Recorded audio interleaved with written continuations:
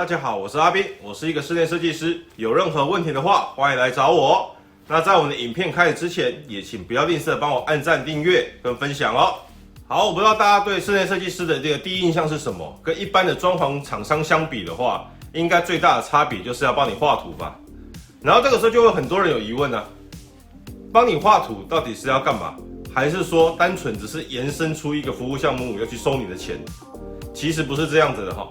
好，那我就会分成几个点来跟大家讲一下画图代表的意义是什么。好，画图最重要的就是模拟未来。比如说你这次你要装潢你家的新家，你一定是满腔热血，觉得说我这次已经做了很多功课，我一定要把我家变成我梦幻中的样子。然后呢，你就非常的匆忙的就把它给它做下去了。就做下去了以后，发现啊，抽屉少了一个啦，桌子的高度不好用啦，天花板的造型跟我想象中的不一样。为什么呢？因为你在描述的时候，通常你没有把它具象化，你要传达给你的施工厂商，他的理解跟你的理解是不是一个同步呢？你没有一个依据的时候，做出来的东西如果有误差，那怎么办？只有两种可能。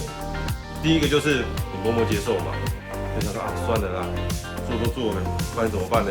反正也是可以用嘛。那第二个呢，拆掉重用。那这个拆掉以后，那你原本做好那个东西拆掉，算谁的？当然是算你的啊。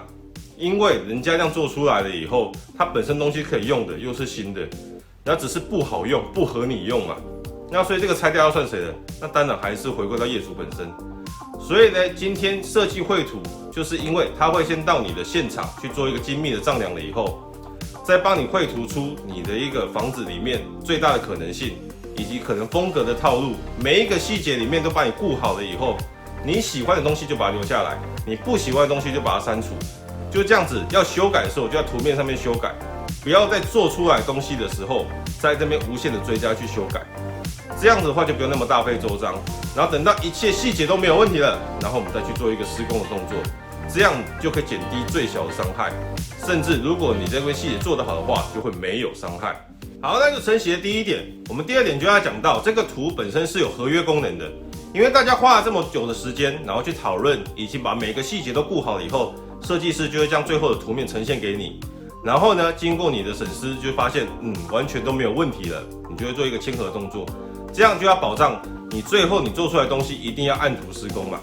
那如果说你做出来的东西跟设计图上面是有违背的，这个时候你就可以去争取你的权益。为什么没有按图施工？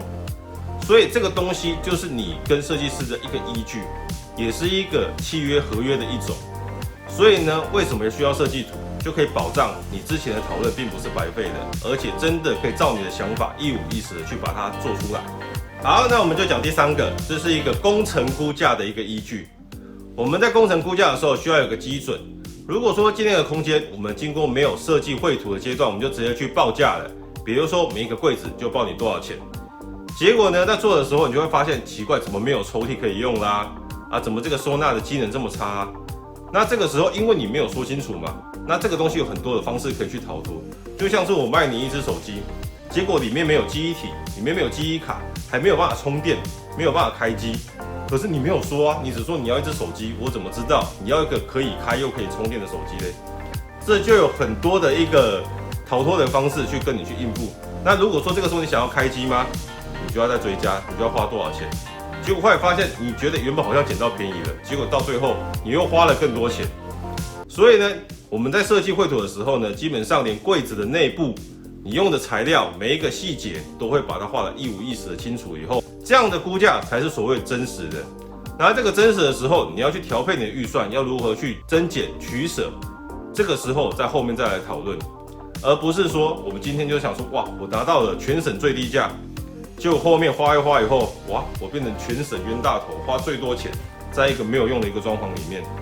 所以这个图本身是具有估价的一个很重要的一个依据。图画的越详细，你的估价就会估得越准。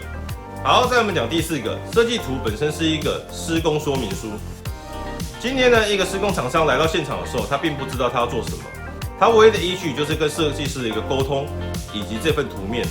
然后这个图面呢，必须要知道你标的材质、你的尺寸，以及说你今天涵盖的一个范围面积是什么。所以呢，我们今天设计师呢，不但要去知道业主的一个需求以外，同时我们也要知道施工单位的一个它能够工法的一个运用，以及材料的一个特性，它能够施作的一个范围。如果我们今天画了一个它完全没有办法做的一个东西的话，那就代表你也是白画的嘛。所以呢，今天我们要在制作这个说明书之前的时候，设计师必须要有很高的一个功底，他才能够去了解到施工厂商如何去配合你的图面，去做出你理想中的一个样子。所以我们就是业主跟施工单位的一个中间的一个媒介，一个调和。我们必须要了解到需求，并且要知道它是实际可以执行可做的东西以后，去把它绘这个图面。然后最后我们将这个图面呢，在工地的现场去在每一面墙的时候把它贴上去。然后我们也会这样备份，将每个都发给施工厂商，以方便业主跟施工厂商到最后在核对的时候有一个唯一的一个依据。所以这份图它不是只有说画帅画炫而已，它其实它中间是有一个非常多的功能在这个里面。所以为什么画图的这个东西这么重要？为什么需要去学习画设计图？其实这里面都是有非常多的含义。那以上4点的话，就让大家知道一下。好了，那经过我刚刚的介绍以后，大家应该对设计师画图这件事情应该有更深刻的一个了解了吧？好了，那喜欢我的影片，请不要忘记帮我按赞、订阅、加分享。那如果有任何问题，或是有什么事情想要问我，希望我拍出来的话，也请在下方留言告诉我哦。那今天影片就到这里啦，拜拜。